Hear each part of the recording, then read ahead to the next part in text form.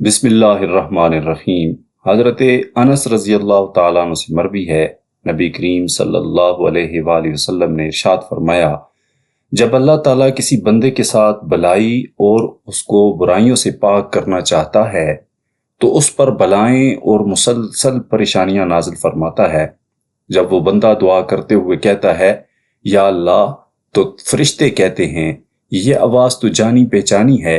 دوبارہ جب وہ بندہ اللہ تعالیٰ کو پکارتا ہے تو اللہ تعالیٰ کی طرف سے جواب ملتا ہے، میں تیری ضرور مدد کروں گا، جو تو مانگے گا تجھ کو دوں گا، یا اس کے بدلے تجھ سے کسی برائی کو دفع کر دوں گا، اور اپنے یہاں تیرے لیے ایسی چیزیں جمع کروں گا جو ان سے کئی گناہ بہتر ہوں گی جن کا تو سوال کر رہا ہے۔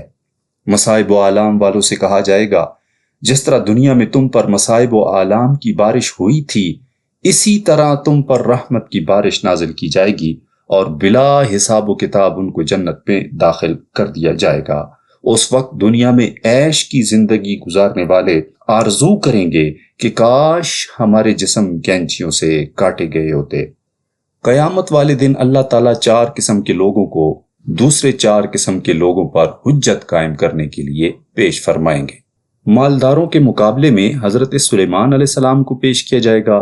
جب کوئی مالدار اللہ تعالیٰ کی بارگاہ میں یہ عذر پیش کرے گا کہ کاروباری مشاغل اور دنیاوی مصروفیات کی وجہ سے مجھے تیری عبادت کا وقت ہی مل نہ سکا، تو اللہ تعالیٰ فرمائے گا تو جھوٹا ہے، سلیمان علیہ السلام تجھ سے زیادہ مالدار تھے، مگر ان کی دولت اور حکومت کی ذمہ داریوں نے انہیں میری عبادت سے نہ روکا۔ غلاموں کے مقابلے میں حضرت یوسف علیہ السلام کو پیش کیا جائے گا۔ غلام کہے گا یا اللہ، تو نے دنیا میں مجھے غلام بنایا تھا، اس غلامی کی وجہ سے میں تیری عبادت نہ کر سکا۔ اس سے کہا جائے گا تو نے غلط کہا، اگر تو غلامی کی وجہ سے میری عبادت سے غافل رہا تو میرا پیارا یوسف بھی مصر میں غلام رہا، اس کی غلامی نے اسے میری عبادت سے غافل نہ کیا۔ اسی طرح غریب کہے گا یا اللہ، تو نے مجھے غریب پیدا کیا، میں تیری عبادت کہاں سے کرتا، اس غربت نے مجھے نہ دنیا کا رکھا اور نہ آخرت کا۔ اس سے کہا جائے گا تیرا عذر بھی باطل ہے، کیا تو ہمارے بندے عیسیٰ سے زیادہ غریب تھا؟ انہوں نے غربت کے باوجود میری عبادت سے غفلت نہ کی۔ مریض کہیں گے یا اللہ، آپ نے ہمیں اتنے امراض میں مبتلا کیا کہ ہمیں اپنے امراض کی وجہ سے عبادت کی فرصت ہی نہ ملی۔ ان سے کہا جائے گا تمہارا یہ عذر قابل قبول نہیں، ذرا ایوب کو تو دیکھو، کیا تمہارے امراض ان سے بھی زیادہ سخت اور تکلیف دہ تھے؟ تو وہ انتہائی تکلیفوں میں بھی میری عبادت کرتے رہے، جب ان کے لیے اتنے امراض میں میری عبادت کرنا مشکل نہ تھا تو کسی بھی مریض کے لیے مشکل نہ تھا۔ اس کے بعد سب خاموش ہو جائیں گے۔ وہ لوگ جو ذرا ذرا سے بہانے پر فرائض چھوڑ دیتے ہیں، ان کے لیے اس میں کتنی عبرت آموز نصیحت ہے۔